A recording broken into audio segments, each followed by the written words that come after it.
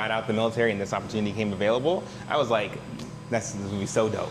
Honestly, so my brewing, like my beer experience, I guess it really started when I was in the military. So I was stationed in Cheyenne, Wyoming, and right south of Cheyenne there's a city called Fort Collins, and Fort Collins is really big that's where New Belgium is from, where they have Fat Tire beer.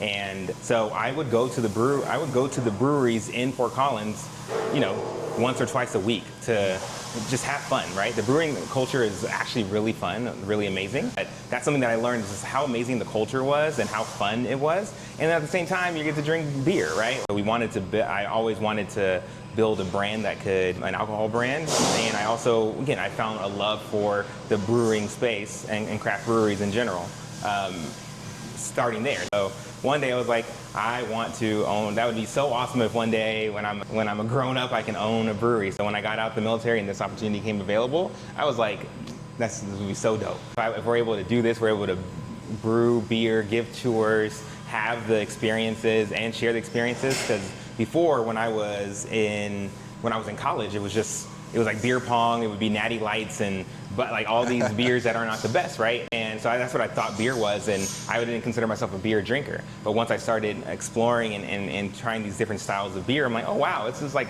of like wine. Like people become a wine drinker, I became a beer drinker. Like, wow, you can tell the difference between an IPA or a Saison or a sour versus a stout. And it's so much complexity and so much stuff you can kind of get into it. So when we score, like we are gonna have so much fun here. And I think that's gonna be what kind of stands the test of time for what the brand is. It's just a fun brand that you can really sink your teeth into when you're here.